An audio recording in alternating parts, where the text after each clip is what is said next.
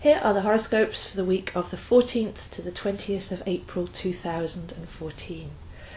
This is the big week that many people have been hearing about and waiting for and possibly feeling building up, because we have everything happening at once on Monday and Tuesday and Wednesday. So we have covered some of this in previous videos, but to give it a quick rundown, we have a full moon in Libra on Monday night, Tuesday morning. In the UK that will be 8:43 AM. This is a total lunar eclipse which is visible from West Asia, East and North USA and some of South America. So a full lunar eclipse is a regular event. It happens a couple of times a year. They happen in pairs, and it's when the sun is opposite the moon, which is what a full moon is, but the Earth's shadow is cast across the moon, and this can make the moon appear red just due to the light refraction. So some are calling it a blood moon, but traditionally the blood moon was the name of the moon in October after the hunt. The blood moon name is just being attached to this because it may seem reddish in colour, which is quite a normal affair. So when there's a lunar eclipse, we often see a sudden change happen because the Earth's shadow is suddenly cast across the moon, blocking the light from the sun, and that means that one body has got in the way of another one. So all those electromagnetic fields that are normally flowing and growing at their own pace can suddenly be interrupted, and we can get sudden messages coming through. So if you imagine that you're trying to look up at the stars and the lampposts are on, and all of a sudden the lamppost goes out, you can see the stars much more clearly behind. The sky seems darker and the further light is visible. So for me, a lunar eclipse is a time to be still, because we can often see what's been hidden, what lies further beneath. So a full moon lunar eclipse in the sign of Libra, that means that the sun is in Aries and the moon is opposite in the sign of Libra. And these two signs represent inwards to us. They represent ourself and our relationships. So the real relationship we have is with the other half of ourself. And when we're in relationship, it's often somebody mirroring back to us and bringing up in us parts of ourself that we couldn't explore alone. So we have self and relationship. We have the two different sides of ourselves, and the visibility of that coming up during the eclipse. We may discover something about ourselves that's been hiding in the light, as it were. On top of this, the other planets are forming a grand cross. So we have Pluto, who's been in Capricorn since 2008, and Pluto deconstructs in order to raise up. It's the alchemical dying to the base to rise to the crown. So we have that magnificent energy in the sign of Capricorn, which means that we're rebuilding, we're deconstructing and then rebuilding our foundations on firmer ground. Opposite that, we have Jupiter in Cancer, and that's been going on since June last year. And this is expanding our emotional range, but it's also helping us become sovereign to our emotions by cleaning out any cellular conditioning that's been going on, so that we're dealing with emotions that are ours and not of inheritance or programming.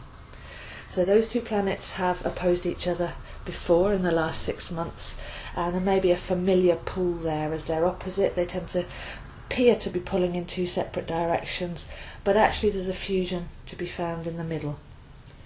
Then we have Uranus, who's been travelling through Aries for a good few years now, and that is the electrics of the body and the visionary thinking being rewired in the head, which is the sign of Aries. So we're learning to think differently, we're learning to have a bigger vision, and this is a really strong part of the next couple of years, because it's the direct partnership with Pluto breaking down the old. Uranus is showing us where we can bring in the new, the revolutionary, and where we can rebel against what's corrupt and what needs to go, but replace it with something fresh and more appropriate. And then opposite Uranus in Aries, we have Mars in Libra. So the Sun and the Moon are opposite Aries and Libra, but in the Grand Cross it's Uranus and Mars that are opposing each other. And Mars is retrograde, so that says take all of that energy inwards. Mars represents where we take our solar life force energy and direct it. and normally this is more comfortable in a very outward expression. But when a planet goes retrograde, it says take the energy inwards. So taking our solar life force energy, our passion, our desire, and directing it inwards in the sign of Libra is asking us to seek balance, and again to balance that relationship with ourselves. So here we might be dealing with the masculine and the feminine, the active and the receptive, the dynamic and the magnetic. So there's a beautiful balance at play there, but with the retrograde aspect, I would say that that's going to happen much more on an inward level. Although these energies can be worked with politically, and there will be a collective field of tension with all of these oppositions and squares, so we may well see some things happening in the news and around us that show those oppositions at play in the world. So this is the same time as the lunar eclipse. We have the Grand Cross, which has been building. We should be already intuiting and feeling what that means to us, because it's where these planets actually fall in our own personal chart that will be relevant to us on a more intimate level. It doesn't stop there though, because also this week we have Pluto turning retrograde. And Pluto is a very far away planet, so these retrograde slowing downs and speeding ups happen very, very over a long distance of time. So Pluto will seem stationary, it will seem inert. When a planet's going forwards as normal, it seems active. When a planet goes retrograde, it says take the energy inwards. But when a planet's slowly turning from direct to retrograde, or from retrograde to direct, and it's one of the far away planets, then this can feel stationary for a while. It can feel like nothing's really happening over there on that level. So there might be a bit of a stasis there with the Pluto energy that permeates the week. We also have Mercury conjunct Uranus straight after this Grand Cross, as part of this Grand Cross. So Uranus is in there. And as I say, Uranus is rewiring our thoughts. Mercury is the planet of our processing thought. So we may be thinking very quickly, we may be processing brand new ideas. There may seem like this rush of energy that's coming in, and our minds are just whirling at 1,000,000 miles an hour. But again, if we can just breathe deeply, we can receive these new thought forms, not get caught up in the collective, but actually think, what's the meaning here, what's the vision here, what's this actually taking us towards, then that should seem not so much comfortable, but that should be more of a fluent aspect that's coming in there. And we also have Mercury opposition Mars. So our thoughts and our desires need to be coherent at this time. Whatever we're thinking, whatever we're tuning into with these thought forms that are coming in, I would say take them directly inwards. Don't act on them immediately. Take them inwards. See the real passion. See what's important, what that energy can go towards, rather than just instantly reacting, knee-jerk reaction, frustration, immediate expression. That's what could actually bring some of the tension of the Grand Cross.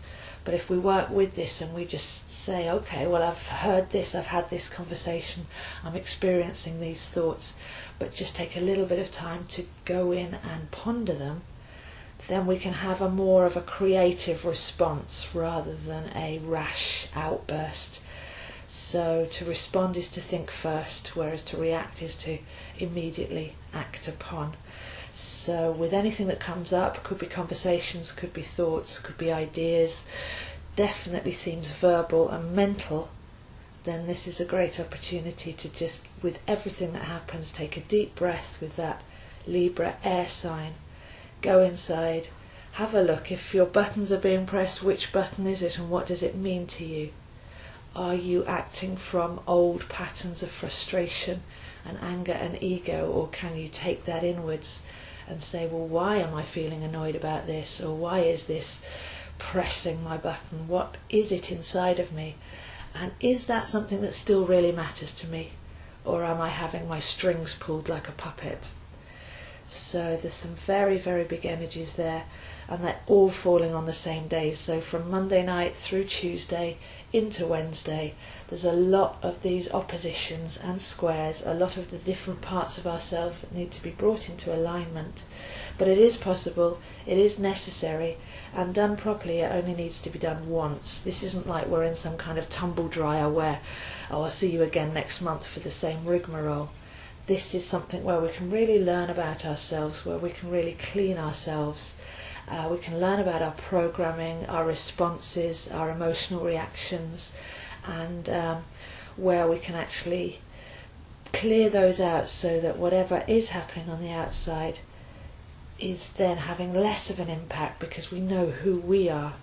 We've made that relationship with ourselves on the inside, and we can bring a level then of levity and joy and simplicity as we do the necessary clearing out.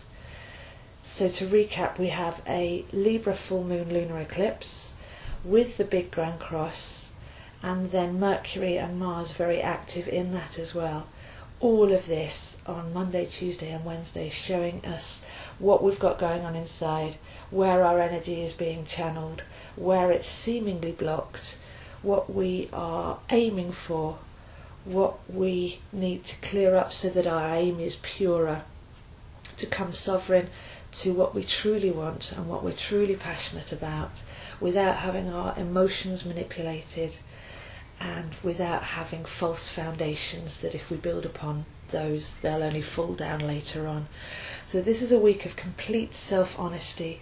See if you can take some time out, not get too caught up in busy plans and important conversations, but see if you can just let this wash over you over the next few days, because then by Thursday, Friday, Saturday, although the Grand Cross is still in effect, we'll actually be dealing with the residue, with what came up, and we'll be able to study what did that mean for me, and study our reactions, study our responses, and learn from the whole experience.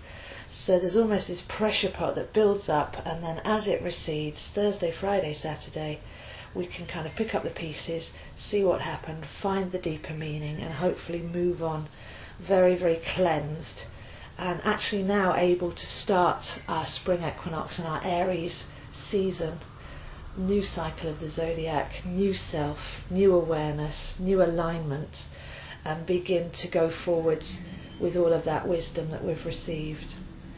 So there'll be more written about this on my website, which is www.astrozo.com, or if you'd like to subscribe to this video, then you'll receive my weekly updates directly into your inbox. But this is the big week. This is the one that everyone's talking about. There's quite a lot of fear and a collective field around it. People don't quite know what's going to happen. It feels a little bit ominous with so much happening at once. But if you can just tune into the inner meaning of what's happening with you and not get caught up in the externals, then by the end of the week we should be older and wiser and happier and brighter. So those are the horoscopes for this week, and I'll see you next week.